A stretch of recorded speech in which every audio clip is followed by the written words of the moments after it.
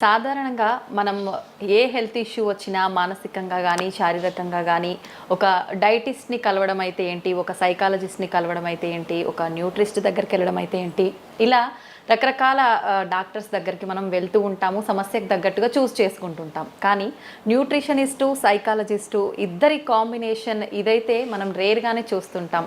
ఆ rare combination person ఎవరైతే ఉన్నారో ఇప్పుడు దానికి సంబంధించిన మేడం నాతో పాటు ఉన్నారు. ఆ మేడం ఎవరంటే న్యూట్రిషనిస్ట్ శ్రీదేవి గారు. ఇప్పుడు మేడంతో మాట్లాడి మనం మంచి మంచి విషయాల గురించి తెలుసుకుందాం. నమస్తే మ్యామ్. ఎలా ఉన్నారు అని అడగకూడదు కూడా, చాలా చక్కగా యాక్టివ్గా మంచిగా కనిపిస్తున్నారు. Thank you. అయినా అడుగుతాను మ్యామ్, ఎలా ఉన్నారు? I'm fine, thank you. Ma'am, కొంచెం ఎల్డిఎల్ ఫ్యాట్ పెరిగింది అనగానే చాలా టెన్షన్ పడిపోతుంటారు. వెంటనే డాక్టర్ని కలవాలి, అమ్మో నాకు ఏమైపోతుందో అని చెప్పి హడావిడి చేస్తుంటారు. నిజంగా దాని గురించి అంత భయపడాలంటారా మ్యామ్? యా, ముందు మనం ఎల్డిఎల్ ఫ్యాట్ గురించి మాట్లాడుకునే దానికంటే ముందు అసలు కొలెస్ట్రాల్ అంటే ఏంటి? ఆ కొలెస్ట్రాల్ పేరు చెప్పగానే చాలామంది భయపడిపోతుంటారు. అదేదో చాలా క్లిష్టమైన లేకపోతే వెరీ బ్యాడ్ మెటీరియల్ అన్నట్టుగా బిహేవ్ చేస్తూ ఉంటారు, అవగాహన లోపం మూలాన. కొలెస్ట్రాల్ అనేది ఇట్స్ అ వ్యాక్సీ సబ్స్టెన్స్, ఒక రకమైన కొవ్వు పదార్థం. ఈ కొలెస్ట్రాల్ అనేది మనకి చాలా ఇంపార్టెంట్ అయిన సబ్స్టెన్స్ అన్నమాట. ఎందుకంటే శరీరంలో ఉత్పన్నమయ్యేటటువంటి విటమిన్స్ కానీ, అలాగే మనకి కొన్ని రకాలైన హార్మోన్స్ కానీ, కణాల చుట్టూ ఉండేటటువంటి సెల్ మెంబ్రెయిన్స్ కానీ, వీటన్నిటి ఉత్పత్తిలో కొలెస్ట్రాల్ది ప్రముఖమైన పాత్ర. అండ్ ఈ కొలెస్ట్రాల్ అవసరంలో 80% కొలెస్ట్రాల్ శరీరం తనకి తాను తయారు చేసుకుంటుంది. 20% మాత్రమే మనకి ఆహారం ద్వారా వస్తుంది. కానీ కొన్ని రాంగ్ ఫుడ్స్ తీసుకున్నప్పుడు ఆ శాతం పెరిగే అవకాశం ఉంటుంది. ఈ కొలెస్ట్రాల్ ఏంటంటే శరీరంలోని అన్ని భాగాలకి ట్రాన్స్పోర్ట్ అవ్వడం చాలా ఇంపార్టెంట్. అలా ట్రాన్స్పోర్ట్ అవ్వడానికి, since it is not water soluble, నీళ్ళల్లో కరగదు కాబట్టి బ్లడ్లో వెళ్ళాల్సిన అవసరం ఏర్పడుతుంది. అయితే ఈ బ్లడ్లో ట్రాన్స్ఫర్ చేయడానికి కూడా దానికి ఒక రకమైన ప్రోటీన్ అవసరం. ఆ ప్రోటీన్ని వెహికల్గా తీసుకుని బ్లడ్లో ట్రాన్స్పోర్ట్ అవుతుంది. దాన్ని లైపోప్రోటీన్స్ అంటారు. లైపోప్రోటీన్స్ 2 రకాలుగా ఉంటాయి. ఎల్డిఎల్ ప్రోటీన్ ఒకటి, హెచ్డిఎల్ ప్రోటీన్ ఒకటి. ఎల్డిఎల్ అంటే low density lipoprotein, HDL is high density lipoprotein. మరి ఈ ఎల్డిఎల్ని ఎందుకు మనం బ్యాడ్ కొలెస్ట్రాల్ అనుకుంటాము, ఎందుకు దాని పేరు చెప్పి అది కొద్దిగా ఇంక్రీజ్ అయినప్పుడు ఎందుకు భయపడతాం? కారణం చాలా సింపుల్ అమ్మ. లైపోప్రోటీన్ ఏదైతే ఎల్డిఎల్ లో డెన్సిటీ లైపోప్రోటీన్ ఉంటుందో, దీని గుణం ఏంటి అంటే కొన్నిసార్లు ఎక్కువగా రక్తంలో దాని మోతాదు ఎక్కువగా ఉన్నప్పుడు కొన్ని పదార్థాలతో కలిసి అది గుండెలో ఉన్నటువంటి రక్తనాళాల్లో plaque formation or plaque formation అవుతుంది. అంటే చిన్న స్కేల్స్ లాగా తయారైపోయి అక్కడ పేరుకుపోతుంది అనమాట. అక్కడ పేరుకోవడం మూలాన అథెరోస్క్లిరోసిస్ అని, కరోనరీ ఆర్టరీ డిజీజ్ అని, స్ట్రోక్ అని, ఇలాంటివన్నీ వచ్చేదానికి అవకాశం ఉంటుంది. కాబట్టి ఎల్డిఎల్ అనేది బ్యాడ్ కొలెస్ట్రాల్.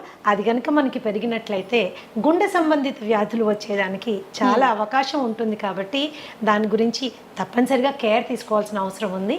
కేర్ తీసుకోవాలి కానీ భయపడాల్సిన అవసరం ఏమీ లేదు. ఎందుకంటే ఇవన్నీ ఆహారం మూలాన వచ్చినవి. ఎల్డిఎల్ అనేది పెరిగింది మన ఆహారం మూలాన వచ్చింది. ఆహారంతోనే సెట్ చేసుకోవచ్చు. దానికి ప్రత్యేకంగా మెడిసిన్ నేను ప్రపోజ్ చేయను. ఎందుకంటే because I'm A therapeutic nutritionist. మేము ఆహారం ద్వారా దాదాపు 80 రకాల జబ్బుల్ని హ్యాండిల్ చేస్తాము, 30 రకాల ఇన్ఫెక్షన్స్ని హ్యాండిల్ చేస్తాము, 12 రకాల క్యాన్సర్స్ని హ్యాండిల్ చేస్తాము, ఇంక్లూడింగ్ అడిక్షన్స్. దాదాపు 15-20 రకాల అడిక్షన్స్, ఫోబియాస్, ఇవన్నీ కూడా మేము ఆహారం ద్వారా హ్యాండిల్ చేస్తాం వితౌట్ మెడిసిన్, వితౌట్ మెడికేషన్. ఎందుకు అంటే నాకున్న ప్రత్యేకత ఏంటి అంటే ఐఎమ్ ఏ సైకోసోమాటిక్ హీలర్ అనమాట. మనిషికి ఉన్న మనస్సుకి శరీరానికి 2 రకాల రుగ్మతల్ని కూడా ఆహారం ద్వారా మనం సాల్వ్ చేస్తాము. So it is not a problem at all. LDL పెరగడం అస్సలు మంచిది కాదు. పెరిగిందన్న సందర్భంలో ఆహారపు అలవాట్లలో మనకి ఏవి డిఫెక్టివ్ అలవాట్లు ఏమున్నాయి అని చూసుకుని వాటిని సరిదిద్దుకుంటే ఈజీగా తక్కువైపోతుంది. 8 నుంచి 10 వారాల్లో ఈజీగా నార్మల్ లెవెల్కి వచ్చేస్తుంది. అయితే పెరిగితే అనుకున్నాం కదా మేడం, అసలు ఎంత మోతాదు ఉండాలి, దానికి మించి ఎంత పెరిగితే పెరిగినట్టు? అడల్ట్స్కి ఎల్డిఎల్ 100 వరకు ఉండడము లిమిటేషన్. సో 125 to 140 వరకు ఇట్స్ అ వార్నింగ్ సిగ్నల్, మనం జాగ్రత్త తీసుకోవాలి. 140 దాటితే మాత్రము it is a serious warning signal that can lead to lot of problems.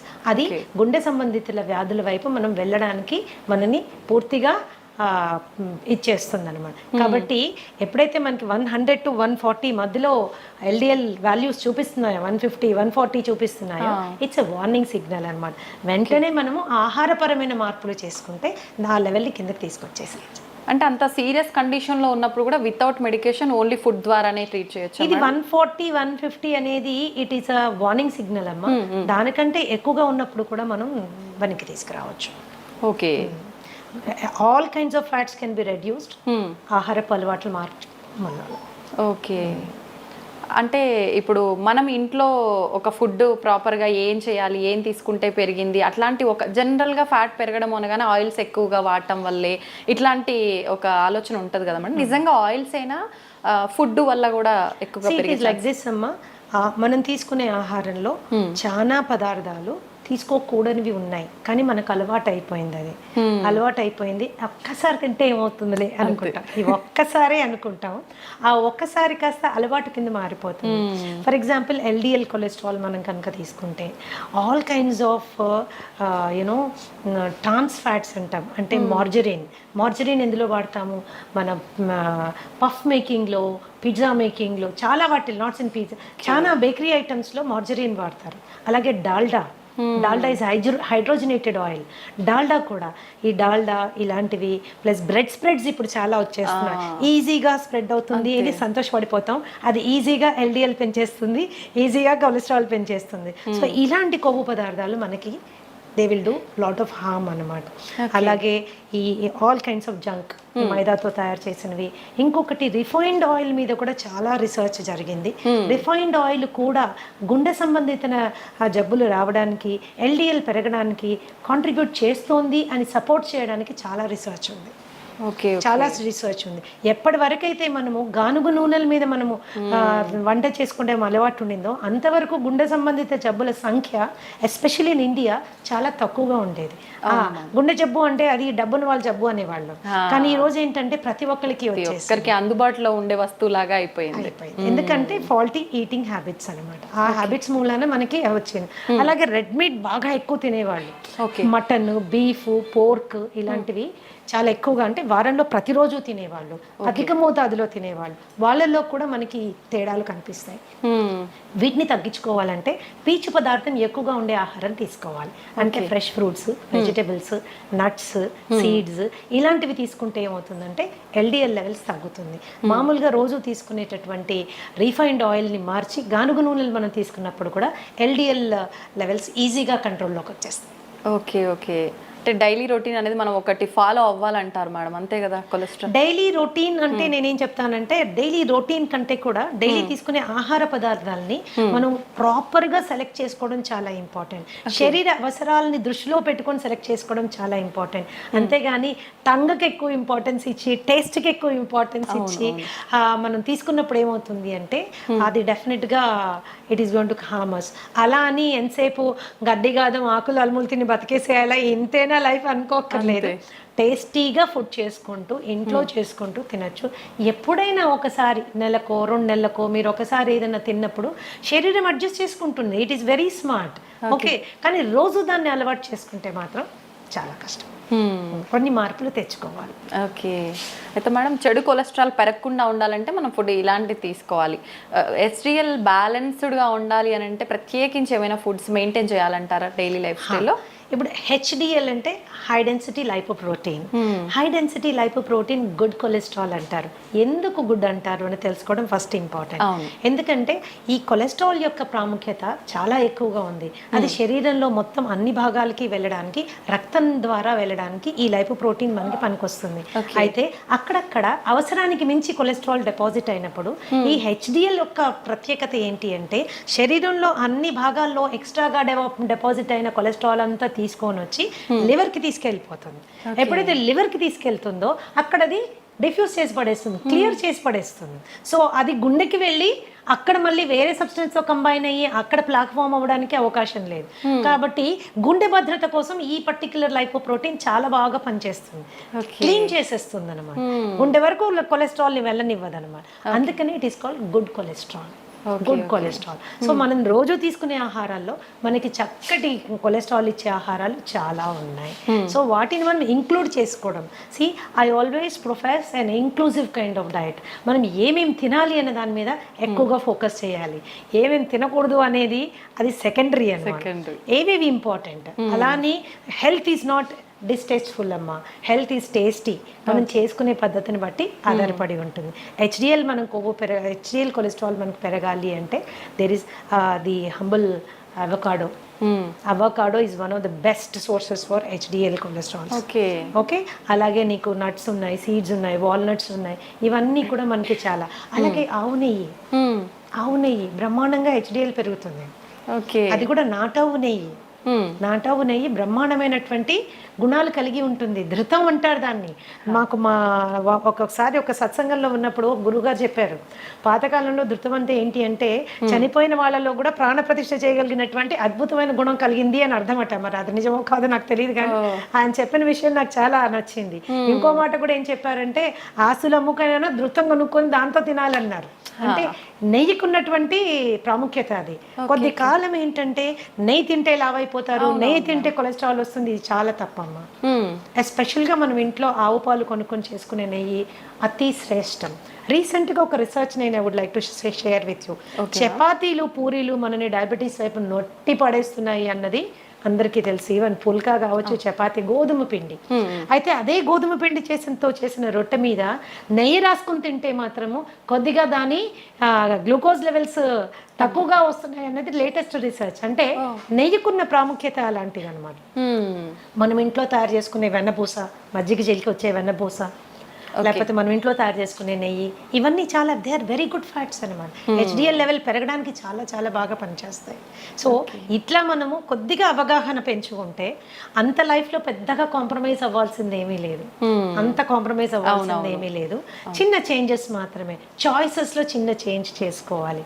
ఏది మనకి కావాలి, ఏది మనకి వద్దు, ఈ చిన్న చేంజెస్ చేసుకుంటే కొలెస్ట్రాల్ ఇబ్బందే కాదు అసలు. ఎంత సింపుల్ గా చెప్పేస్తున్నారు మా అందరికి. అది ఒక పెద్ద భూతద్దంలో పెట్టి చూస్తున్నట్టు. అండ్ యాక్చువల్గా ఏంటంటే ఇంకొక రీసెర్చ్ ఏం చెప్తుందంటే కొద్ది మందిలో ఇన్ సమ్ పీపుల్ ఏమవుతుందంటే కొలెస్ట్రాల్ కి సంబంధించిన మందులు వాడినప్పుడు అది ఏమవుతుందంటే it is leading to increase in blood glucose levels, diabetes పెరిగేదానికి అవకాశం ఉంది అని కొన్ని రీసెర్చ్ చెప్తున్నాయి. కాబట్టి మెడిసిన్ వాడడం కంటే ముందు ఆహారపు అలవాట్లని జాగ్రత్తగా గమనించి ఒక క్వాలిఫైడ్ థెరప్యూటిక్ న్యూట్రిషనిస్ట్ దగ్గరికి వెళ్ళి ప్రాపర్గా డయాగ్నోస్టిక్ టెస్ట్లు చేసుకుని ఏది ఎక్కువ ఉంది, ఏది తక్కువ ఉంది, ఏది ఎలా తగ్గించుకోవాలి అని అవగాహన పెంచుకుని జస్ట్ 8 నుంచి 10 వారాల్లో మీ లిపిడ్ ప్రొఫైల్ని మీరు క్లీన్ చేసేసుకోవచ్చు. ఒక్కటే సలహా ఏంటి అంటే కేవలం ఏదో యూట్యూబ్లో వీడియో చూసో లేకపోతే ఫేస్బుక్లో పోస్ట్ చూసో స్వంత వైద్యం చేసుకుంటే మాత్రము it is going to be little difficult. ఏదైనా సైంటిఫిక్గా హ్యాండిల్ చేయాలి. మ్యామ్, నెయ్యి విషయానికి వస్తే మీరు ఇందాక నెయ్యి గురించి చెప్పారు కాబట్టి చాలా మంది నెయ్యి ఫుడ్తో కాకుండా డైరెక్ట్ స్పూన్తో తింటూ ఉంటారు. అట్లా తీసుకోవడం మంచిదే అంటే తాగుతూ ఉంటారు. ఎందుకంటే ఆవు నెయ్యిలో ఉండేటటువంటి గుణం ఏంటి ఉందంటే ఇట్ ఈస్ అది డైజెస్ట్ అయ్యాక మనకి బ్యూట్రిక్ యాసిడ్ ఫామ్ అవుతుంది. అందరికీ తెలుసుకోవాల్సిన విషయం ఏంటంటే మన మొత్తం మాయల పకీరు ప్రాణం చిలకలో ఉన్నట్టు మనిషి యొక్క ఆరోగ్య రహస్యం అంటే మానసిక ఆరోగ్యం కానీ శారీరక ఆరోగ్యం కానీ మన పొట్టలో పేగుల్లో ఉందన్నమాట. ఈ పేగుల్ని గట్ అంటారు. ఈ గట్లో 4300 రకాలైనటువంటి సూక్ష్మక్రిములు ఉన్నాయి. దీంట్లో మంచివి ఉన్నాయి, చెడ్డవి ఉన్నాయి. మంచివి ఎప్పుడు కూడా అధిక సంఖ్యలో ఉండడం మన ఆరోగ్యానికి చిహ్నం అన్నమాట. మంచివి పెంచడానికి అవసరమైనటువంటి తైలం నెయ్యి. సో నెయ్యి మీరు కూరల్లో వేసుకొని చేసుకోవచ్చు, అన్నంలో మొదటి ముద్దలో వేసుకొని తినచ్చు, గోరువెచ్చని నీళ్ళల్లో కలుపుకొని తాగొచ్చు, ఏదన్నా చేయొచ్చు. ఈ అన్ని రూపాల్లో మీరు తీసుకునే నెయ్యి మీ గట్ హెల్త్కి చాలా ఉపయోగపడుతుంది. ఆ నెయ్యి మరి ఎలాంటి నెయ్యి తీసుకోవాలి, that is an important question. Okay, ఆ నాటావు నెయ్యి అతి శ్రేష్టం. దాన్నే A2 ఘీ అంటారు. ఓకే, సో మనం ఇంట్లో చేసుకుని చాలామంది A2 పాలు కొనుక్కుంటున్నారు, ఆవు పాలు కొనుక్కుంటున్నారు. మీరు తోడు పెట్టి మీరు తీసి మిగడ్లోంచి చేసే వెన్న నెయ్యి యూ కెన్ యూజ్ ఇట్. అది చాలా శ్రేష్టం అన్నమాట. ఓకే మ్యామ్, కొలెస్ట్రాల్ విషయానికి వస్తే లివర్కి కొలెస్ట్రాల్ వచ్చింది అని చెప్పి చాలామంది టెన్షన్ పడుతూ ఉంటారు కదా, దానికి ఎటువంటి ఆహార పదార్థాలు తీసుకుంటే? లివర్కి కొలెస్ట్రాల్ కాదమ్మా, it is actually called fatty liver. Fatty liver. Fatty liver రెండు రకాలుగా ఉంటుంది, alcoholic fatty liver and non alcoholic fatty liver. Okay. ఇప్పుడు నాలాంటి దాని దగ్గరికి ఎవరైనా ఫ్యాటీ లివర్ ఆల్కహాలిక్ వచ్చారనుకోండి, actually as a therapist I'm happy. ఎందుకంటే కొట్టి ఆల్కహాల్ బంద్ చేయించేస్తే ఫ్యాటీ లివర్ చాలా వరకు కంట్రోల్లో వచ్చేస్తుంది అనమాట. అది కేవలము ఆల్కహాల్ ప్రేరితంగా అక్కడ ఫ్యాట్ డిపాజిట్ అవుతుంది అనమాట. But non alcoholic fatty liver disease is very dangerous. ఇది రాముడు బుద్ధిమంతుడు అంటాడు కదా, స్మోక్ చేయడు, బయటకు వెళ్ళి ఏమి తినడు, ఇష్టం వచ్చినట్టు బిహేవ్ చేయడు, అలాంటి వాళ్ళకి వచ్చేటటువంటి ఫ్యాటీ లివర్ కండిషన్ ని non alcoholic fatty liver condition అంటారు. దానికి మనము చాలా ఆహారపరమైన జాగ్రత్తలు తీసుకోవాలి. మరి ముఖ్యంగా కార్బోహైడ్రేట్ విపరీతంగా తినడం తగ్గించేసుకోవాలి. అలాగే ట్రాన్స్ ఫ్యాట్స్ మనం తీసుకోవడం తగ్గించుకోవాలి. అలాగే ఎల్డిఎల్ లెవెల్ కంట్రోల్లో ఉండేటట్టుగా మనం చూసుకోవాలి. ఈ ఫ్యాటీ లివర్ వచ్చిన వాళ్ళలో చాలా మందికి fatty liver is sometimes considered as a predisposing character for diabetes. అంటే షుగర్ రావడానికి ముందు చాలా మందికి ఫ్యాటీ లివర్ వచ్చేస్తుంది. దాన్ని చాలా తేలికగా తీసుకుంటారు. ఏం లేదండి, కాస్త ఎక్సర్సైజ్ చేయండి, కాస్త ఇలా ఉండండి, కాస్త అలా ఉండండి అని. That is not the way. You have to take it serious. ఎందుకంటే ఈ ఫ్యాటీ లివర్ స్టేజ్ 1 నుంచి స్టేజ్ 2, స్టేజ్ 2 నుంచి స్టేజ్ 3, అక్కడి నుంచి ఫైబ్రోసిస్, సిరోసిస్, క్యాన్సర్ వరకు వెళ్ళే అవకాశం ఉంటుంది. కాబట్టి దాన్ని ఈజీ తీసుకోవడానికి వీలు లేదు. So basic foods for example కీరా జ్యూస్ బ్రహ్మాండంగా పనిచేస్తుంది ఫ్యాట్లో లివర్ తీసేయడానికి. నిమ్మరసం, ఓకే, ద హంబుల్ నిమ్మరసం, కాస్టే లేదు దాన్ని. So health is actually very economic, inexpensive అనమాట. చిన్న అవగాహన మనం తెలుసుకుంటే we will able to do it అన్నమాట. అండ్ ఫ్యాటీ లివర్ ఉంది అని మనకి ఎప్పుడు డౌట్ వస్తుందంటే, కొద్దిగా కుడివైపు బొజ్జ అంటే చేతులు కాళ్ళు సన్నగానే ఉన్నాయి, పొట్ట మాత్రమే ముందుకు వస్తుంది. ఎస్పెషల్లీ కుడివైపు మనం చెయ్యి వేసుకునేలా అంటే కొద్దిగా గట్టిగా కూడా తగులుతోంది అంటే వెంటనే వెళ్ళి ఒకసారి ఫ్యాటీ లివర్ చెక్ చేసుకోవడం చాలా చాలా ఇంపార్టెంట్. డయాబెటీస్ వచ్చింది అనుకుంటే కూడా వచ్చిన డయాబెటీస్ డిటెక్ట్ అయిన తర్వాత కంపల్సరీ ఫ్యాటీ లివర్ వెళ్ళి చెక్ చేసుకోవడం చాలా ఇంపార్టెంట్. ఏ స్టేజ్లో ఉంది, దట్ ఈస్ ఇంపార్టెంట్. దాన్ని కూడా తగ్గించుకుంటూ వెళ్ళాలి మనం, దట్ ఈస్ ఇంపార్టెంట్. ఇది కూడా మోతాదు ఏమైనా ఉంటుందా మ్యామ్, పర్సంటేజ్ ఫ్యాటీ లివర్? అట్లా కాదంటే మీరు అల్ట్రాసౌండ్ అబ్డామెన్ కి వెళ్ళినప్పుడు వాళ్ళు చెక్ చేసి మీకు గ్రేడ్ చెప్పేస్తారు. ఓకే. ఆ రిపోర్ట్ బట్టి మనకి స్టేజ్ 1 లో ఉన్నారా, స్టేజ్ 2 లో ఉన్నారా, స్టేజ్ 3 లో ఉన్నారా తెలిసిపోతుంది.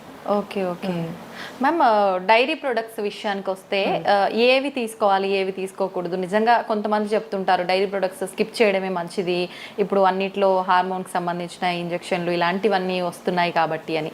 నిజంగా ఏవి తీసుకుంటే బాగుంటుంది మ్యామ్? నేను గతంలో కూడా చాలాసార్లు చెప్పానమ్మా. చాలా మంది వాదనకి కూడా దిగుతారు. మన తాతలు, తండ్రులు, ముత్తాతలు అందరూ పాలు తాగారు, ఇప్పుడు మీరు ఎందుకు చెప్తున్నారు పాలు తాగకూడదని? పాలు డెఫినెట్ గా ఇట్స్ ఏ హోల్సమ్ ఫుడ్. మరి పిల్లలకి ప్రోటీన్ ఎలా వస్తుంది, పిల్లలకి మనకి కాల్షియం ఎలా వస్తుంది, ఇవి రెండు మనకు కావాలంటే పాలు తాగాలి కదా. మన చిన్నప్పటి నుంచి తాగాం కదా, ఇప్పుడు మీరు కొత్తగా ఇలాంటి వింత విషయాలు చెప్తున్నారు ఏంటి అని. సో తప్పులు మీరు చెప్పింది కూడా కరెక్టే. ఎప్పుడో మన తాతల తండ్రులంతా పాలు తాగారు, కానీ అప్పుడు ఆవులు వేరు, అప్పుడు పాలు వేరు. ఇప్పుడు ఆవులు వేరు, ఇప్పుడు పాలు వేరు. ఓకే. సో ఇప్పుడు చాలా సందర్భాల్లో మనం ప్యాకెట్ పాలు తెచ్చుకుంటే అవి అసలు పాలో కాదో మనకు తెలియదు. పాలల్లో నీళ్లు కలిపారనుకోండి, that is a healthy thing. అంటే ఓన్లీ నీళ్లు ఉన్నాయని సంతోషపడచ్చు మనం, కానీ నీళ్లు కాకుండా ఇంకెన్నెన్నో కలిపేస్తే అవి విషమై మనని ఎన్నో విధాలుగా మనని ఇబ్బంది పెడుతున్నాయి. మిల్క్ మీరు తీసుకున్నట్లయితే దాని ప్రోటీన్ కంటెంట్ కానీ, దాని కాల్షియం కంటెంట్ కానీ, నాన్ మిల్క్ సోర్సెస్ చాలా ఉన్నాయి. మీ మునగాకు తీసుకోండి. ఓకే. ఫర్ ఎగ్జాంపుల్ టేక్ మునగాకు, నువ్వులు తీసుకోండి. దానిలో ఉన్న కాల్షియం కానీ, దానిలో ఉన్న ప్రోటీన్ కానీ, మునగాకు పచ్చిదానికంటే కూడా ఎండు పౌడర్ ఏదైతే ఉంటుందో, మునగాకు పౌడర్ ఏదైతే ఉంటుందో బ్రహ్మాండంగా కాల్షియం లెవెల్స్ అనమాట. ఓకే. ఎన్నో రెట్లు పాల కంటే ఎక్కువగా ఉంటుందని. ఒక స్పూన్ రోజు తీసుకుంటే సరిపోతుంది. ఎలా తీసుకోవచ్చు మేడం? కాంబినేషన్ మజ్జిగలో కలిపి తీసుకోవచ్చు, నీళ్ళలో కలిపి తీసుకోవచ్చు. దాన్ని పొడి కింద తయారు చేసుకుని కాస్త వెల్లుల్లిపాయలు, జీలకర్ర, ఎండుమిరపకాయలు వేసి దాన్ని పొడి కింద చేసుకొని అంత నెయ్యి వేసుకొని మొదట ముద్ద గట్టిగా కలుపుకొని తినచ్చు. టేస్టీ ఉంటుంది, హెల్త్కి హెల్త్ వస్తుంది. ఓకే. అయితే ఈ మిల్క్ ఇప్పుడు ఏం చేస్తుంది, మిల్క్ లో ఒక ప్రోటీన్ ఉంటుంది కేసిన్ అని. ఈ కేసిన్ చాలా మందికి ఎలర్జిక్ కండిషన్స్ ప్రొడ్యూస్ చేస్తుంది. చాలా మందికి కడుపులో అది డైజెస్ట్ అవ్వక గ్యాస్ కానీ లేకపోతే ఇండైజెషన్ కానీ అలాగే బెల్చింగ్ అండ్ బ్లోటింగ్ అంటారు, పొట్ట ఉబ్బినట్టు అవ్వడం కానీ ట్రైన్ పుల్ రావడం కానీ ఇవన్నీ జరుగుతాయి. ఎందుకు, కేసిన్ వాళ్ళకి డైజెస్ట్ అవ్వదు కాబట్టి, కేసిన్ డైజెస్ట్ అవ్వదు కాబట్టి. సో అలాంటి సందర్భాల్లో పాల అవసరం ఏంటి అసలు? అవును. ఒక స్టేజ్ దాటింద టాడ్లర్ అంటాం, అంటే కాలు మీద నడవడానికి అలవాటు పడిన బిడ్డకి పాలు సంపూర్ణ ఆహారం కాదు. Okay okay. అది అసంపూర్ణమైనటువంటి ఆహారం. పాలు ఎడిక్టివ్ ఇన్ నేచర్. మీరు బాగా తాగుతుంటే అది తాగాలనిపిస్తుంది, తాగకపోతే ఏదో వెలితిగా కూడా అనిపిస్తుంది. దానికంటే ఆరోగ్యకరమైన ఫుడ్ మనకు ఉన్నప్పుడు, దానికంటే మనకి బలవర్ధకమైన ఆహారం మనకి అవైలబుల్గా ఉన్నప్పుడు మనం దానికి ఆప్ట్ చేసుకోవచ్చు కదా. ఈ రోజు ఆవుల్లో పాలు పెరగడం కోసము విపరీతంగా ఇంజెక్షన్స్ వేస్తున్నారు, విపరీతంగా యాంటీబయాటిక్ యూజ్ జరుగుతూ ఉంది. Grass fed cow and grain fried cow అని 2 రకాల కౌస్ మనం చూసుకుంటే, పచ్చిగడ్డి తిని ఆ పచ్చిగడ్డి పెంచడానికి కూడా ఏమాత్రం ఎరువులు వాడకుండా, పెస్టిసైడ్స్ వాడకుండా ఆర్గానిక్గా పెంచిన పాలు ఉంటాయి కదా, అవి అతి శ్రేష్టం. చాలా అరుదుగా లభిస్తున్నాయి, చాలా అరుదుగా, పచ్చిగడ్డే దొరకడం లేదు. గ్రెయిన్ ఫెడ్ మీరు తీసుకున్నారనుకోండి, వాటికి గ్రెయిన్స్ పెడతారు, ఎన్నెన్నో రకాలైన గ్రెయిన్స్ పెడతారు. ఎస్పెషల్లీ ఈ మధ్య కాలంలో అయితే కార్న్ పెట్టేస్తున్నారు, స్వీట్ కార్న్ పెడుతున్నారు. సో ఇవి ఏంటి అంటే పాల క్వాంటిటీ పెంచడానికి. చాలా మంది ఆ ఆవులకి పెట్టే దీంట్లో నూనెలు కలుపుతారు, ఎందుకంటే పాలల్లో వాళ్ళకి ఆయిల్ శాతము, ఫ్యాట్ శాతం ఎక్కువ రావాలని. మరి ఇలాంటి పాలు మనం తాగినప్పుడు అది మనకి it is going to harm us. అయితే ఇంట్లో మనం ఒక పాల ప్యాకెట్ తెప్పించుకున్నప్పుడు అది ఆవు పాల, గేదె పాల, ఆవులో గ్రాస్ తినిన ఆవా లేకపోతే గ్రెయిన్ తినిన ఆవా, యాంటీబయాటిక్ వేసుకోలేదో మనకి ఎలా తెలుస్తుంది? ఇవన్నీ కలిపారో లేదో మనకి ఎలా తెలుస్తుంది? తెలియదు. పైగా పాలు ఎప్పుడైతే ప్యాకెట్లో వస్తాయో, ప్లాస్టిక్ ప్యాకెట్లో వస్తాయో, ఆ ప్లాస్టిక్ కూడా మనకి ప్రమాదం. ఇంకోటి, కొంతమందికి ఏంటంటే ఎస్పెషల్లీ ఉద్యోగస్తులు 4-5 ప్యాకెట్లు కొనుక్కుని డీప్ ఫ్రీజర్ లో పెడతారు, అవి గడ్డగట్టిపోతాయి. వాటిని మీరు ఎప్పుడైతే డీప్ ఫ్రీజ్ చేస్తారో, థాయింగ్ ప్రాసెస్ జరిగేటప్పుడు ప్లాస్టిక్ కూడా మెల్ట్ అయ్యి అందులోకి వస్తుంది. ఒకప్పుడు మేము చిన్నపిల్లలుగా ఉండేటప్పుడు గ్లాస్ బాటిల్లో వచ్చేది, that was safest milk. Seal అయ్యి గ్లాస్ బాల్ వచ్చేది, బాటిల్స్ తీసుకోగానే మేము చిన్నపిల్లలప్పుడు నాకు బాగా గుర్తుంది, ఆ మూత తీసి పైన ఉన్న వెన్నంతా వేలుతో తీసుకు తినేవాళ్ళం. ఇప్పుడు అలాంటి కండిషనే లేదు. సో పాలుని వాడకం ఎంత తగ్గిస్తే అంత మంచిది. అయితే పెరుగు దగ్గరికి వచ్చినా, మజ్జిగ దగ్గరికి వచ్చినా ఏ రెస్ట్రిక్షన్ లేదు. It is better than milk అన్నమాట. మీరు పెరుగుగా తిన్నా పర్వాలేదు, మజ్జిగగా తిన్నా పర్వాలేదు. కొద్దిగా పుల్లబడిన మజ్జిగ ఇంకా బెటర్. పుల్లబడిన మజ్జిగ చాలా బెటర్. అందుకని మిల్క్ని అవాయిడ్ చేయడం బెటర్. ఎందుకంటే మనకు వచ్చే ప్యాకెట్ గురించి మనం ఆలోచిస్తాం, కానీ అందులో వచ్చిన పాలు మనకి దాకా రావడానికి ఎన్ని పద్ధతులు అవలంబించారో మనకు అవగాహన లేదు. Today it is a very common thing to give oxytocin injection for cows. Oxytocin injection దేనికి ఇస్తారు వింటే మీరు బిత్తరపోతారు. పాల పొదుగులోంచి పాలు పిండేటప్పుడు ఈజీగా పాలు బయటికి రావడం కోసము ఆ ఇంజెక్షన్ ఇస్తారు. మనకు కూడా ఆక్సిటాసిన్ ఇంజెక్షన్స్ ఇస్తుంటారు. మనం ఎప్పుడు యూస్ చేస్తారో తెలుసా మీకు?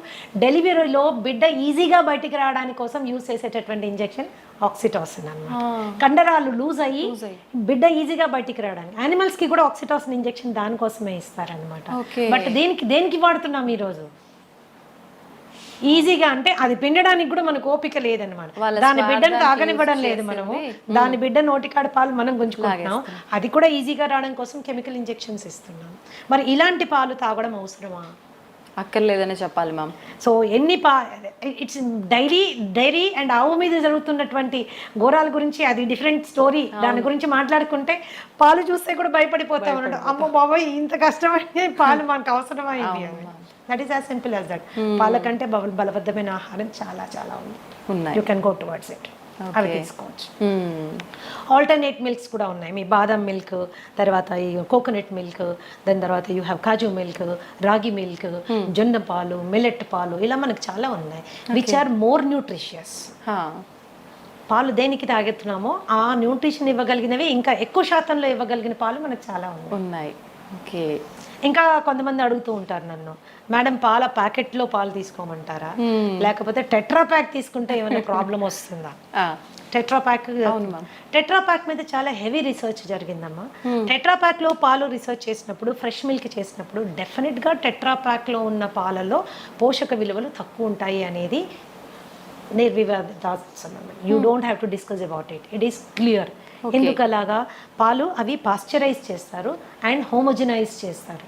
హోమోజినైజ్డ్ అండ్ పాస్చరైజ్డ్ మిల్క్ ఎప్పుడైతే హీట్ చేసి కూల్ చేస్తారో దాంట్లో పోషక విలువలు తక్కువైపోతాయి. కాకపోతే టెట్రా ప్యాక్ లో మీరు తీసుకున్నప్పుడు ఏంటంటే హైజీన్ అండ్ శానిటేషన్ ఎక్కువ, ఇన్ఫెక్షన్ కాజింగ్ జర్మ్స్ కానీ అది మనకి ఉండదు. పైగా ఏమీ అడిటివ్స్ యాడ్ చేయరు దాంట్లో, ఏమీ దాన్ని ప్రిజర్వ్ చేయడానికి ఏమీ బయట నుంచి యాడ్ చేయరు. సో పోషక విలువల ఫ్రెష్ మిల్క్ కంటే కొంచెం తక్కువైనా అది సేఫ్ మిల్క్ కాబట్టి టెట్రా ప్యాక్ లో మిల్క్ వాడుతూ ఉంటారు. That is how it is. ఇప్పుడు ఫ్రెష్ గా తీసుకున్న పాలు వి డోంట్ నో దాంట్లో ఏమేమి ఉన్నాయో తెలియదు, అందులో ఎన్ని పెస్టిసైడ్ రెసిడ్యూస్ వస్తాయో తెలియదు, ఎన్ని మాన్యూర్ రెసిడ్యూస్ వస్తాయో తెలియదు, బ్యాక్టీరియల్ ఇన్ఫెస్టేషన్ కానీ వైరల్ ఏదైనా మైక్రో ఆర్గానిజం ఉందేమో మనకి తెలియదు. రెండు తెల్లగానే ఉంటాయి అంతే. మనం పాల రూపంలో తీసుకునే వాళ్ళకైతే ఆల్టర్నేట్ ఆప్షన్స్ చాలా ఉన్నాయి మీరు చెప్పారు. కొంతమంది తెల్లారితే కానీ టీ లేనిది వాళ్ళకి తెల్లారదనే వాళ్ళు చాలా మంది ఉంటారు. అలాంటి వాళ్ళ పరిస్థితి ఏంటి మ్యామ్?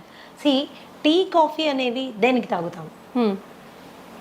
నా పద్ధతి ఏంటంటే దేనికైనా ఏ పద్ధతికైనా ఎందుకు అని ముందు తెలుసుకుంటే అది మనకు అవసరమా లేదు అని నిర్ణయం తీసుకోవచ్చు. రైట్. ఓకే, మన డైలీ లైఫ్లో మనకున్న స్ట్రెస్ మూలాన చాలా మందికి హెడేక్స్ రావడము, ఆ స్ట్రెస్ మూలాన మైగ్రేన్స్ రావడము, డల్ గా ఫీల్ అవ్వడము ఇవి అవుతాయి.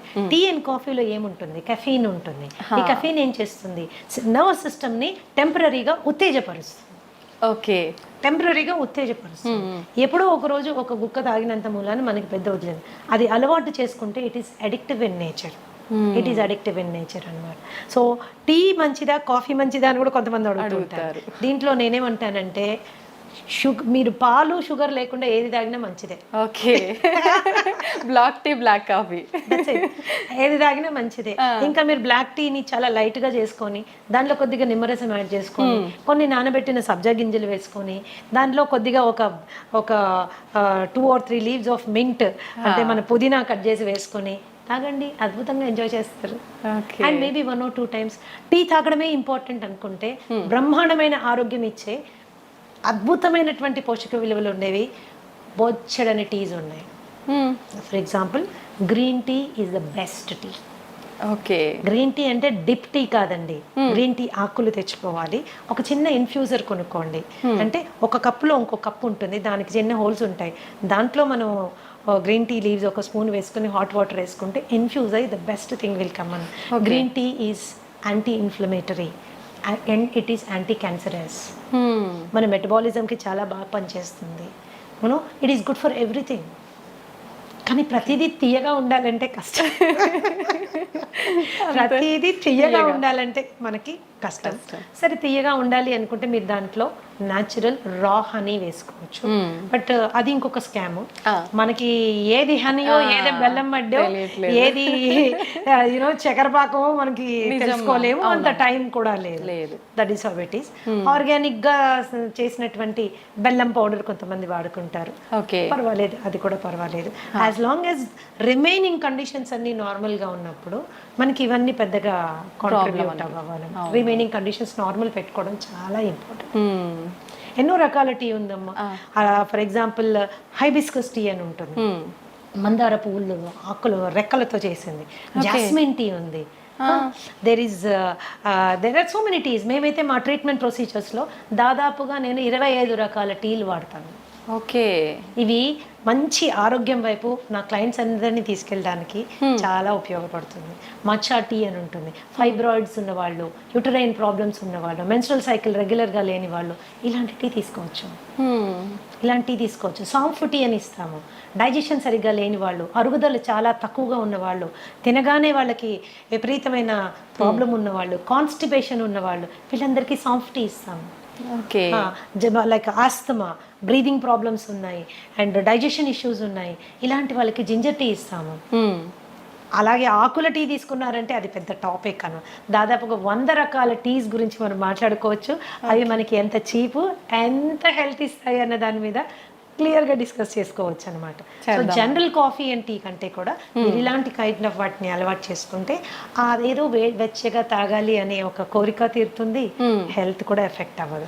1-2 సార్లు టీ తాగితే ప్రాణ నష్టం ఏమీ లేదమ్మా, అదే పనిగా తాగితేనే. తాగటం వల్ల ఓకే. మీరు కాఫీ తాగాలి అనుకుంటే black coffee is a better option than with tea. And లేదు పాలు కావాలి, పాలు లేకుండా నేను చేయలేను ఫిక్స్ అయ్యారనుకోండి, ఓట్ మిల్క్తో తాగండి, కోకోనట్ మిల్క్తో తాగండి, ఆల్మండ్ మిల్క్తో తాగండి. ఆప్షన్స్ ఉన్నాయి, తెలుసుకోవడము చేసుకోవడమే అంతే. ఓకే, ఖచ్చితంగా మనం ముందు ముందు వీడియోలో టీస్ గురించి కూడా టాపిక్ చేసుకుందాం మ్యామ్. ఓకే మ్యామ్, మీరు అన్ని రకాల హెల్త్ ఇష్యూస్కి 80 దగ్గర చెప్పారు. హెల్త్ ఇష్యూస్కి ఓన్లీ ఫుడ్ తోటే ట్రీట్ చేస్తుంటాము అని చెప్పి. డయాబెటీస్కి కూడా అలానేనా మేడం? డయాబెటీస్ వచ్చిన వాళ్ళు ఖచ్చితంగా లైఫ్ లాంగ్ మెడిసిన్ వాడాల్సిందే అని అంటుంటారు కదా, దానికి కూడా ఫుడ్ ద్వారా తగ్గించవచ్చు అంటారా? యాక్చువల్గా మనం చాలా అందరు చూసే వ్యూవర్స్ కూడా గమనించాల్సింది ఏంటంటే, డయాబెటీస్ రావడానికి 2 ప్రధానమైన కారణాలు. ఒకటి ఫాల్టీ ఈటింగ్ హ్యాబిట్స్, సరైన ఆహారపు అలవాట్లు లేకపోవడం. ఓకే. 2 మనసులోను కలిగేటటువంటి భావాలని, భావోద్వేగాలని మన శరీరం పైన ఇన్ఫ్లుయెన్స్ పెట్టేంతగా పెంచి పోషించుకోవడం, కంట్రోల్ చేసుకోవడానికి సరైన అవగాహన పెంచుకోకపోవడం. ఓకే, ఇవి 2 విషయాలు. అంటే ఒకప్పుడు స్ట్రెస్ అంటే ఏంటమ్మా, stress is a necessary evil of life. దాన్ని ఫ్లైట్ ఆర్ ఫైట్ ఇమోషన్ అనేవాళ్ళు. అంటే కొన్ని వేల సంవత్సరాల క్రితం ఈ శరీరం ఫస్ట్ టైం ఫామ్ అయినప్పుడు మనకు ఒకటే స్ట్రెస్ ఉండేది. అదేంటి, ఏదైనా యానిమల్ వచ్చి మనం చంపేసేది, లేదా మనం ఏదైనా యానిమల్ చంపి తినేసేవాళ్ళం. ఇదే స్ట్రెస్. ఇంతకు మించి ఇంకేం స్ట్రెస్ లేదు. ఆ స్ట్రెస్ సిచ్యువేషన్ వచ్చినప్పుడు ఏమయ్యేది, శరీరంలో ఉన్నటువంటి శక్తి అంతా చేతుల్లోకి కాళ్ళల్లోకి వచ్చేసేది. ఎందుకు, చేతులతో కొట్లాడాలి, కాళ్ళతో పరిగెత్తేది పోవాలి. ఈ 2 మనకి కావాల్సినటువంటి సందర్భం ఉండేది. కానీ ఇప్పుడేంటి, జీవితంలో అందరూ లయన్స్ టైగర్లే. బాస్ ఒక లయన్ టైగరే, భార్య ఒక లయన్ టైగరే, భర్త కూడా లయన్ టైగరే, ఆఖరికి పనమ్మాయి కూడా లయన్ టైగరే. సో వీళ్ళందరూ కలిసి మనకి ఎన్నో రకాలైన స్ట్రెస్ క్రియేట్ చేస్తున్నారు. అయితే ఈ పరిస్థితుల్లో ఏమవుతుంది, ఎప్పుడైతే ఎనర్జీ చేతుల్లోకి కాళ్ళల్లోకి రావాలో, శరీరం ఇంటెలిజెంట్గా ఏం చేస్తుంది, మిగతా అవసరం లేని సిస్టమ్స్ని షట్ డౌన్ చేస్తుంది, బంద్ చేస్తుంది. బంద్ చేసినప్పుడు ఏమవుతుంది, ఫస్ట్ సిస్టమ్ ఏంటి బంద్ అయ్యేది, డైజెస్టివ్ సిస్టమ్. అందుకనే స్ట్రెస్ఫుల్గా ఉన్నప్పుడు తిన్నది అరగదు, తిన్నది అరగదు, ఒక రకంగా మనకి డిఫరెంట్ గా ఉంటుంది. ఓకే, ఎందుకు అది క్లోజ్ అయిపోయింది. తర్వాత అది రిలాక్స్ అయిపోయి మళ్ళీ స్టార్ట్ అయినప్పుడు ఏంటి, మళ్ళీ అంటే డైజెషన్ ప్రాసెస్ కొద్దిగా ఆగి జరుగుతుంది అనమాట. It is not giving us proper ఇది. అండ్ ఇంకొకటి, డయాబెటీస్కి వచ్చేసరికి చాలా మంది ఓన్లీ 3 రకాల టెస్టులు చేసుకొని ఆ డయాబెటీస్ని హ్యాండిల్ చేయాలనుకుంటారు. అంటే for example fasting sugars, post lunch sugars, ఇప్పుడు HbA1c, ఈ 3 మాత్రమే చేసుకుని వాళ్ళు డయాబెటీస్ని కంట్రోల్ చేసుకోవడానికి రకరకాల మందులు తీసుకుని ముందుకు వెళ్తూ ఉంటారు. నేనేమంటానంటే, ఏ జబ్బు మనకి వచ్చినా రూట్ కాజ్ తెలుసుకోవడం చాలా ఇంపార్టెంట్. నాకు డయాబెటీస్ ఎందుకు వచ్చింది, వై. సో మా దగ్గర మేము ట్రీట్మెంట్ చేసేటప్పుడు కూడా ఖచ్చితంగా రూట్ కాజ్ అనాలిసిస్ అని 13 రకాల బ్లడ్ టెస్ట్లు చేయిస్తాం to understand the inside of a person, లోపల ఏం జరుగుతోంది. చాలా మటుకు మనకి అవుట్వర్డ్గా మనకి సిమ్టమ్స్ తెలియవు. అవును ma'am, we don't feel it. వెళ్ళి చెక్ చేసుకుంటే కానీ మనకి తెలియదు. That is how it is. And ఈ డయాబెటీస్ వచ్చిన వాళ్ళు టైప్ 2 డయాబెటీసా, టైప్ 1 డయాబెటీసా, బేసిక్ వాళ్ళు తెలుసుకోవాల్సి ఉంటుంది మనకి. ఒకవేళ టైప్ 2 డయాబెటీస్ మనం మాట్లాడుకుంటే సి పెప్టైడ్ అని ఒక టెస్ట్ ఉంటుంది. సీరం ఫాస్టింగ్ సి పెప్టైడ్ అంటే ఏం భోజనం చేయకుండా సి పెప్టైడ్ టెస్ట్ చేసుకుని ఆ సి పెప్టైడ్ వాల్యూ మనకి ప్యాంక్రియాస్ ఎంత పనిచేస్తుంది, ప్యాంక్రియాస్ పని చేయకపోవడం మూలానే డయాబెటీస్ వస్తుంది. కాబట్టి ప్యాంక్రియాస్ పనితీరు ఏ విధంగా ఉంది, ఎంత ఇన్సులిన్ ప్రొడ్యూస్ చేయగలుగుతుంది అనేది ఎస్టిమేట్ చేయడము very very very very important. అది ఎప్పుడైతే మనం ఎస్టిమేట్ చేసుకుంటామో, ప్యాంక్రియాస్ ప్రొడక్షన్ బాగానే ఉంది అనుకుంటే 100% మనకి డయాబెటీస్ రివర్సిబుల్ అవుతుంది. If your C peptide value is 1 and more, ఏది fasting C peptide value 1 and more ఉంటే కనుక 100% మనం ఆ డయాబెటీస్ని రివర్స్ చేసుకోగలము.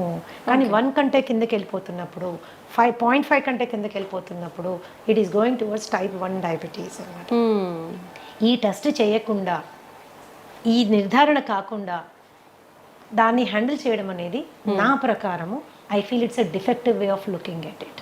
ఓకే ఓకే, అండ్ మనం అనుకుంటాం వైట్ రైస్ తినడం మూలాన, ఇంకోటి తినడం మూలాన, షుగర్ తినడం మూలాన.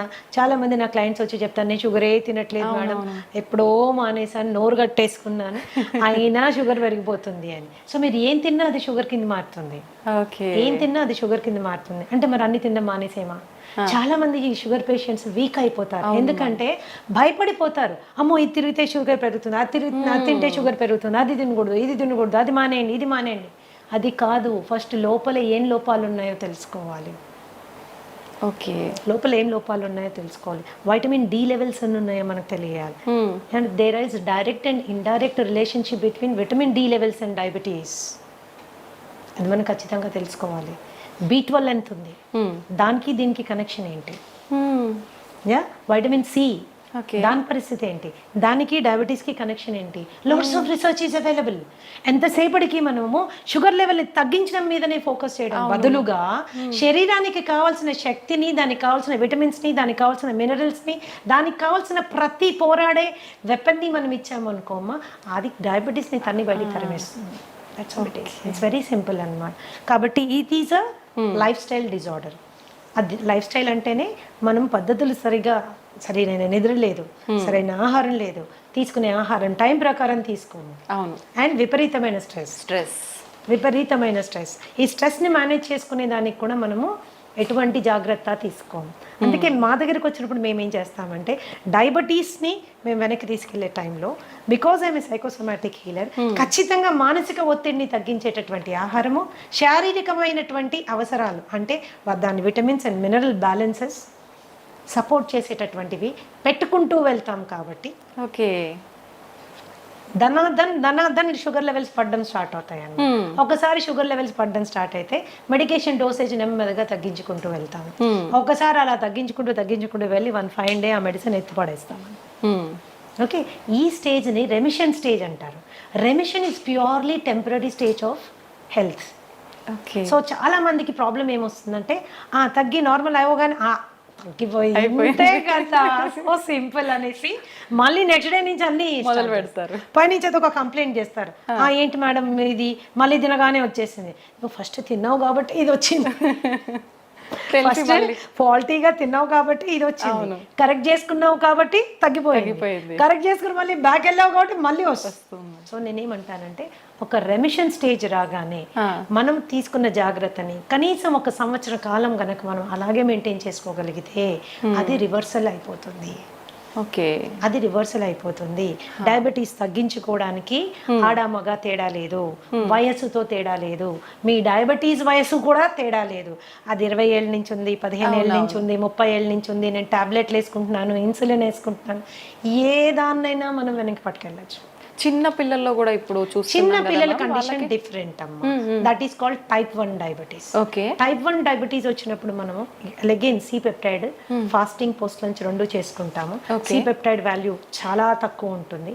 ఆ చాలా తక్కువ ఉన్నప్పుడు ఏంటంటే ఇన్సులిన్ ప్రొడ్యూస్ చేయలేకపోతుంది ప్యాంక్రియాస్ లో ఇన్సులిన్ రావడం లేదు కాబట్టి వాళ్ళు డయాబెటీస్ పార్ట్ వెళ్ళిపోయారు. సో ఈ పరిస్థితుల్లో మనం వాళ్ళకి 3 times వాళ్ళు ఇన్సులిన్ వేసుకోవాల్సి ఉంటుంది. ఇలాంటి పిల్లలకి అద్భుతంగా ఇన్సులిన్ రిక్వైర్మెంట్ తగ్గించేటటువంటి ఆహారం మనం ఇవ్వచ్చు.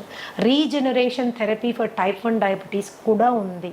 కాకపోతే దాని పర్సంటేజ్ 100% అని మనం గట్టిగా చెప్పలేము.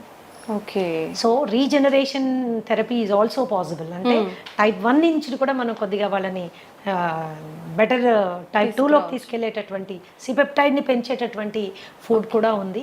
But the success rate is about 40 to 50%. It is not around 100%. Many other contributing factors ఉన్నాయి కాబట్టి, చాలా కాంట్రిబ్యూటింగ్ ఫ్యాక్టర్స్ ఉన్నాయి కాబట్టి that is how it is. అయితే ఈ మధ్యకాలంలో విపరీతంగా తిండి, పిల్లలకి మనం పెట్టే తిండి మూలాన మనమే మన చేతుల ద్వారానే మనమే వాళ్ళని డయాబెటీస్ వైపు నెట్టుతున్నాము. నాకు తెలిసిన ఒక బాబుకి కేవలం వాడు రోజు అడిగాడని, రోజు ఇవ్వమని గొడవ చేశాడని వాళ్ళ తాతగారు డైలీ ఒక కూల్ డ్రింక్ తాగించడం మూలాన, అలా 2 నెలలు తాగించడం మూలాన ప్యాంక్రియాస్ ఫెయిల్ అయిపోయింది. టైప్ 1 డయాబెటిక్ అయిపోయాడు. బిడ్డ ఓన్లీ 15 ఏళ్ళు. రాబోయే 60-70 ఏళ్ళు వాడు ఇన్సులిన్ వేసుకుంటానే వేసుకుంటానే ఉండాలి. మేనేజ్ చేయాలి. సో మన ప్రేమని రాంగ్ ఫుడ్స్ రూపంలో చూపించకూడదు. ఎప్పుడో నెలలో ఒకరోజు తాగాడు ఏం జరగదు, కానీ రోజు తాగితే వాడి రక్తనాళాలు తెరిచి విషం పోసినట్టే లెక్క. Junk food is like that. And రీసెంట్గా మా దగ్గర వచ్చిన ఒక బాబు, హీస్ 21 years old, అండ్ ఇంట్లో ఎవరికి డయాబెటీస్ లేదు, ఇంట్లో నుంచే బాక్స్ తీసుకెళ్తాడు, తల్లిదండ్రులు అన్నీ చేసి జాగ్రత్త చూసుకుంటాడు. అయినా రావడమే 500 షుగర్ వచ్చేసింది. ఏంటి అని ఎంత అడిగినా చెప్పలేదు. లేదు నేను ఏమి తిన్ను అని. తర్వాత ప్రత్యేకంగా పిలిచి అడిగితే రోజు ఒక షవర్మా తింటాడు. షవర్మా తినడం వల్ల షుగర్ ఫెయిల్ అయింది, డైజెస్టివ్ సిస్టమ్ ఫెయిల్ అయిపోయింది.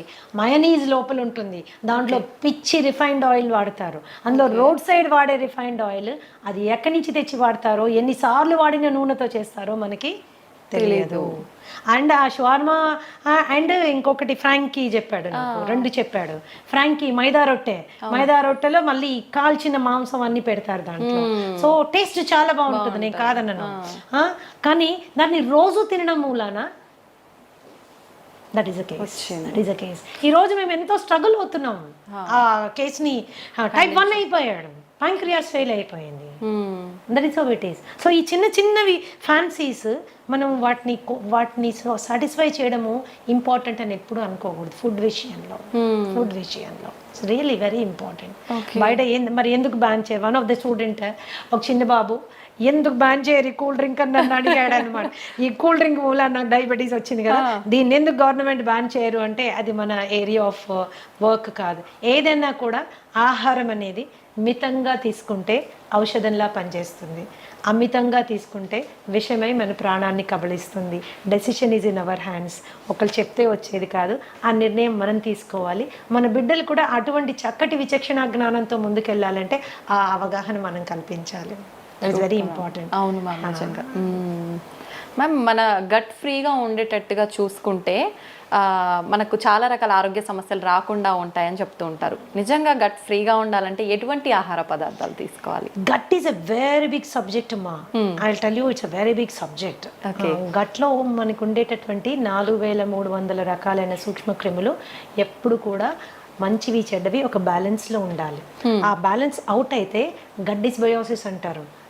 ఓకే, అండ్ ఈ గట్కి బ్రెయిన్కి ఉన్న యాక్సెస్ డిస్టర్బ్ అవుతుంది.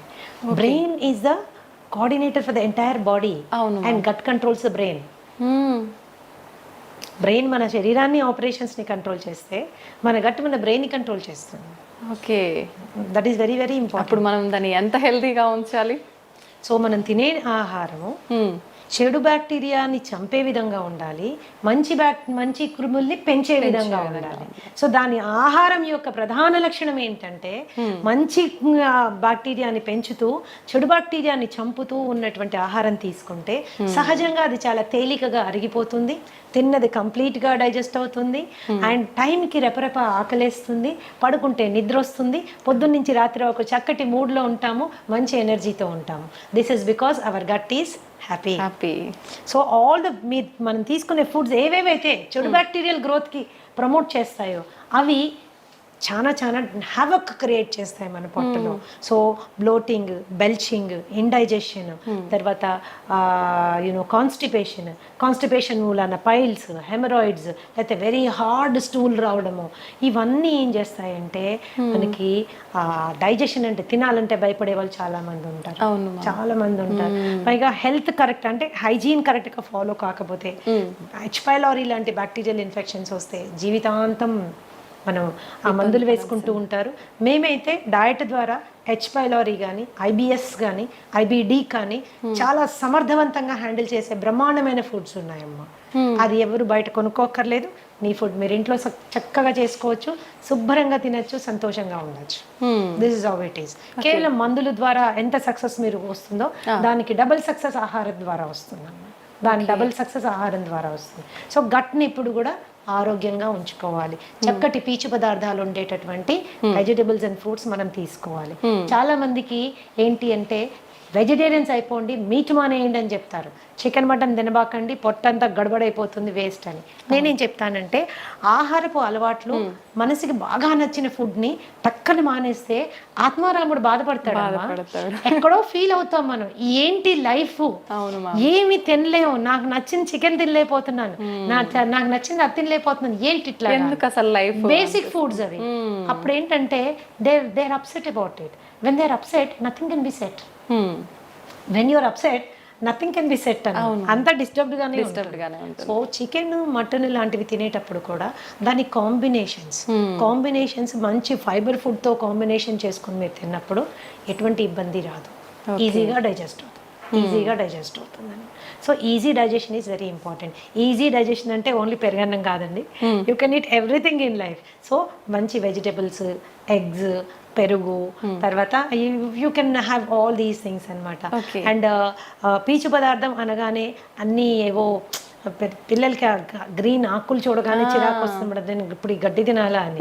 సో అలా కాదు. So you can go for everything, all kinds of కాంబినేషన్స్లో మనం వెళ్ళొచ్చు. అలాగే మనకి రాజ్మా ఆర్ మన కాబూలీ చనా, బొబ్బర్లు, ఇలాంటివన్నీ మనకి చాలా మంచి ప్రోటీన్ ప్లస్ మంచి ఫైబర్తో వస్తుంది. అది తిన్నప్పుడు ఏంటంటే మనకి గట్ సెట్ అవుతుంది. దట్ ఈస్ ఏ వే అండి. 8 to 12 వీక్స్లో సెట్ చేసేస్తాం గట్ విత్ ఫుడ్ ఓన్లీ. అది ఎంత సీరియస్ ఇష్యూ అయినా. కాబట్టి నేనేం చెప్తున్నానంటే చక్కటి ఆహారాన్ని ఎన్నుకోండి. హోమ్ మేడ్ ఫుడ్కి 90% ఇంపార్టెన్స్ ఇవ్వండి. పార్టీలు ఇంట్లో హోస్ట్ చేయండి. మనం కావాల్సిన డ్రింక్స్ కానీ ఏదైనా కూల్ డ్రింక్స్ అట్లాంటివి కూడా ఇంట్లో చాలా చేసుకోవచ్చు. డెజర్ట్స్ అంటారా, బ్రహ్మాండమైన స్వీట్లు హెల్దీగా చేసుకోవచ్చు. ఓకే, బ్రహ్మాండంగా. జీవితంలో ఏది వదులుకోవాల్సిన అవసరం లేదు, ఎంజాయ్మెంట్ ఇన్ రైట్ వే చేసుకుంటే నీ గట్ని gut is the starting point for all diseases. దాదాపుగా 200 రకాలైనటువంటి జబ్బులు ఇక్కడి నుంచి స్టార్ట్ అవుతాయి. సో దీన్ని జాగ్రత్త పెట్టుకోవడం మనకి చాలా ఇంపార్టెంట్. ఏం ఫుడ్స్ ఉన్నాయి, ఎలా తినాలి, that is how it is. ఎప్పుడన్నా ఒకరోజు అంటే మేడం మమ్మల్ని హోటల్కే వెళ్ళొద్దంటారా, నేను ఒక్కసారి కూడా బిర్యానీ తినద్దా, ఇంకా నేను ఎందుకు అందులో హైదరాబాద్లో ఉండి నన్ను బిర్యానీ తినద్దంటారా అంటే, ఓఎస్ తినండి తప్పకుండా, ఎందుకు మానేస్తారు, అలా మానేయమని చెప్పట్లేదు. కానీ దానికి మీ పొట్టని మిమ్మల్ని ప్రిపేర్ చేసుకోండి. Go to A place where biryani is done with ghee and not with Dalda. ఇంట్లో మీ ఆవిడకి బిర్యానీ చేయడం నేర్పించండి, కానీ ఇంట్లో చేస్తే మనకు నచ్చదు కదా. సో మీరు అలా తిన్నప్పుడు ముందు రోజు వెనక రోజు కూడా there are certain things you have to follow so that you can balance your. ఇందాక చెప్పాను, ఇప్పుడు చెప్తాను, మళ్ళీ కూడా చెప్తానమ్మా, ఎప్పుడో 2-3 నెలలకు ఒకసారి చేసింది మనకి అది బాడీ ఎఫెక్ట్ అవ్వదు. కానీ డైలీ అదే పనిగా యంగ్స్టర్స్, నాకు తెలుసు చాలా మంది ఐటీ ఎంప్లాయీస్ వస్తారు నా దగ్గరికి, ఏంటమ్మా ఎవరు వంట చేస్తారంటే స్విగ్గీ పేరు, జొమాటో పేరు చెప్తాను. So everyday it is and online food. And కాబట్టి ఏమవుతుందంటే అది కన్వీనియన్సే కానీ కంఫర్ట్ కాదు, హెల్త్ అంతకంటే కాదు. Very definitely expensive. కాబట్టి కొద్దిగా వంట చేసుకోవడం అనేది ఇప్పుడు అవుట్ ఆఫ్ ఫ్యాషన్ అయిపోయింది మా, ఆ ఫ్యాషన్ మళ్ళీ మనం క్రియేట్ చేయాలి. దట్ ఈస్ రియల్లీ ఇంపార్టెంట్ అన్నమాట. ఎందుకంటే వంట అనేది కేవలం హెల్త్ ఒక్కటే ఇవ్వదు, మనుషుల మధ్యలో అనుబంధాలు, బంధాలు, ప్రేమలు అన్ని పెరుగుతాయి. ఈ రోజు కూడా నీకు మీ అమ్మ చేసే ఆ పలానా వంట అని ఎందుకు గుర్తుంటుంది అంటే ఇంగ్రీడియంట్స్ అన్ని సేమే, ఆమె ప్రేమ అందులో ఉంటుంది, అంత ప్రేమగా చేసి నీకు నోట్లో పెడుతుంది, నువ్వు వెళ్ళినప్పుడు నీకు అది కావాలని అడుగుతుంది. అవన్నీ బంధాలు పెంచుతాయి. స్విగ్గీ జొమాటోలో తెప్పించి పెడితే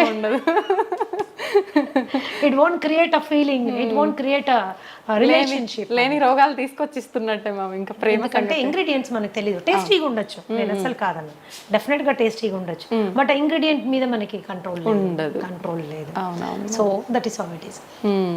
మ్యామ్ ఫుడ్ ఎలా చేస్తున్నాము, ఏం తింటున్నాము, ఇది ఒక ఎత్తు అయితే ఏ టైంకి తింటున్నాం అనేది కూడా ఇంకొకటి, దాని గురించి చెప్పండి మ్యామ్. ఒకటిమా, ఏ టైంకి తింటున్నామో, ఎన్నిసార్లు తింటున్నామో, these are 2 very important things everybody should understand. So research ఈరోజు there is loads of research ఏం చెప్తుంది అంటే snacking is the worst habit.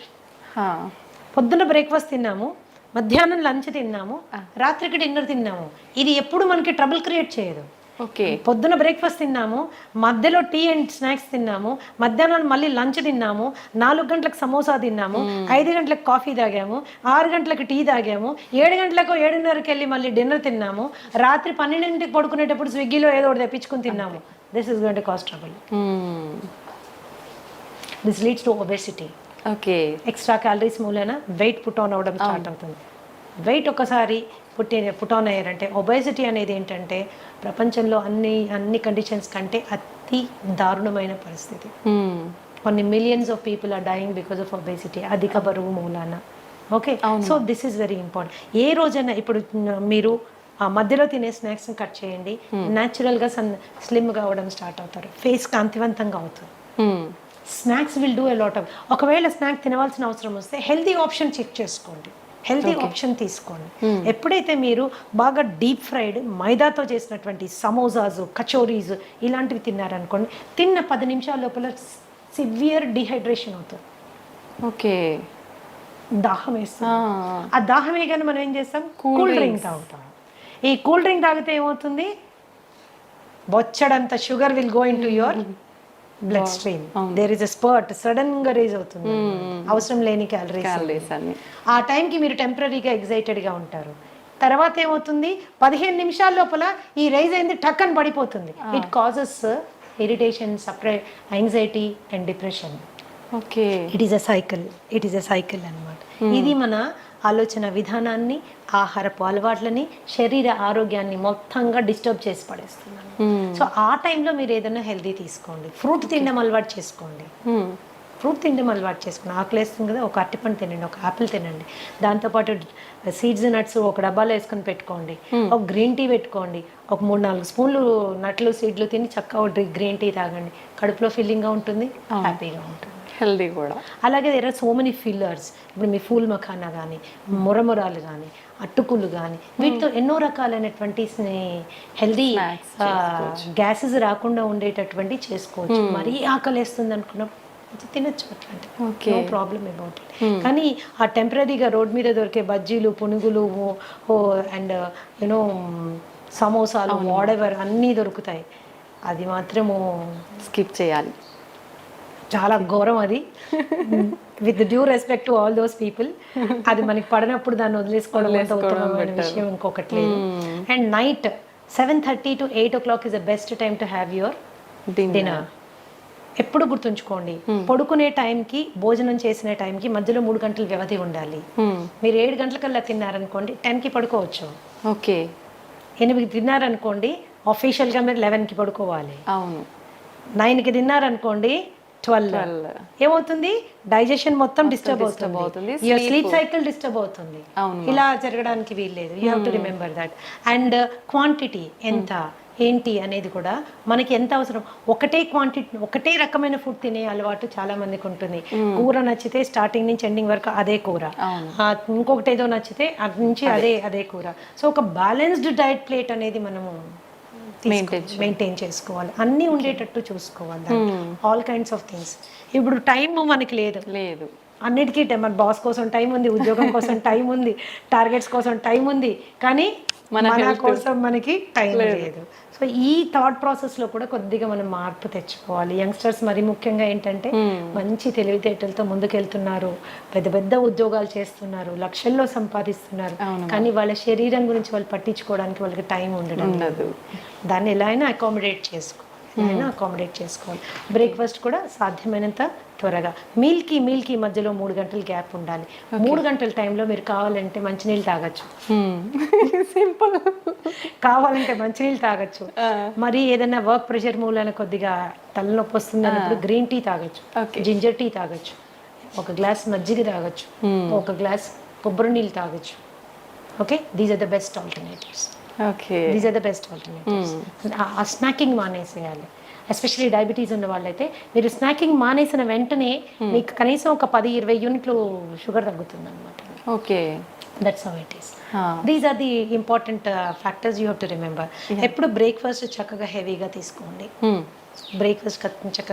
తీసుకోండి, దానికంటే కొద్దిగా తక్కువగా లంచ్, లైట్గా డిన్నర్. ఓకే లైట్గా dinner so that you don't store all that on to your self. And తినగానే పడుకోవడము, తినగానే అరగంటలోనే నడిచేస్తుంటారు, అలా చేయకండి ప్లీజ్. 1.5 hour గ్యాప్ వచ్చాక కానీ మీరు నడవడానికి వీల్లేదు. Oh that is how it is. So ఇవి బేసిక్ మీల్ పీరియడ్స్ మీరు అండ్ మీకు నచ్చిన విధంగా మీరు తీసుకోవచ్చు. ఒక జనరల్ హెల్త్ ఫార్ములా చెప్తాను, ఒక general health formula which is good for everybody. So మనము ఇండియన్స్ ఏంటంటే especially south Indians starch oriented అంటే కార్బ్ ఓరియంటెడ్ డయట్లో మనం ఉంటాము. ఇప్పుడు మనకు అంతా రిఫైన్డ్ అండ్ పాలిష్డ్ ఫుడ్ కాబట్టి అది చాలా వరకు not doing lot of harm కాబట్టి ఒక చిన్న రేషియోలో మనం ఆహారం తయారు చేసుకోవచ్చు. ఏంటది? 20% ఫుడ్ కార్బోహైడ్రేట్. మీరు అందులో అన్నం తింటారో, ఒక పులక తింటారో, లేకపోతే ఒక జొన్న రొట్టె తింటారో, మీరు ఏం తింటారో ఒక 20% నుంచి 25% వరకు కార్బ్స్ వచ్చేటట్టు తినండి. అలాగే 30 నుంచి 35% వరకు please go for protein. Okay, గుడ్లు, పన్నీరు, తోఫు, చికెన్, తర్వాత మటన్ కూడా తీసుకోవచ్చు. మనం అంటే ఎవ్రీడే కాదు, జనరల్గా చెప్తున్నాను. అన్నీ ఇలా మీరు తీసుకోవచ్చు. అండ్ అట్లీస్ట్ 40% ఎనర్జీ కొవ్వులోంచి వచ్చేటట్టుగా మీరు డైట్ని మోడిఫై చేసుకుంటే, నెయ్యిలోంచి, కోకోనట్ ఆయిల్లోంచి, అవకాడోస్లోంచి, ఎస్ మనం తీసుకునే నట్స్ అండ్ సీడ్స్లోంచి మనకి ఎనర్జీ వచ్చేటట్టు పెట్టుకుంటే ఏమవుతుంది? It will balance your metabolism అనమాట. And especially lifestyle disorders like you know BP కానీ, షుగర్ కానీ, ఇలాంటివి, థైరాయిడ్ కానీ, ఇలాంటివి రాకుండా మనము సేఫ్ గార్డ్ చేసుకోవచ్చు. ఎప్పుడు కూడా 0 కార్బోహైడ్రేట్ డైట్ ఎవరు తినకూడదు. ఓకే, ఎందుకంటే నర్వస్ సిస్టమ్కి కావాల్సిన ఎనర్జీ అంతా కార్బోహైడ్రేట్. ఓకే, నర్వస్ సిస్టమ్ కావాల్సినంత ఎనర్జీ కార్బోహైడ్రేట్. మీరు అసలు కార్బోహైడ్రేటే లేదనుకోండి, దెబ్బతింటుంది. That's going to cause lot of harm అన్నమాట. 0 కార్బోహైడ్రేట్ డైట్ ఎప్పుడు తీసుకోవద్దు. చాలా మంది చేసేస్తుంటారు, డైట్ అన్ని మానేస్తారు, ఉట్టి వెజిటబుల్స్ మాత్రమే. అందులో కూడా కొద్దిగా కార్బోహైడ్రేట్ ఉంటుంది, కానీ మనకు కావాల్సింది సరిపోదు అది. ఓకే ఓకే, మేము క్యాన్సర్ పేషెంట్స్కి కూడా 10-15% కార్బోహైడ్రేట్ పెడతాం నేను. ఓకే, బికాస్ నర్వస్ సిస్టమ్ మనము మేనేజ్ చేయాలి, బ్లాక్అవుట్ అయిపోతాం లేకపోతే. ఓకే, ప్రోటీన్ కూడా విపరీతం ప్రోటీన్ తీసుకోకండి.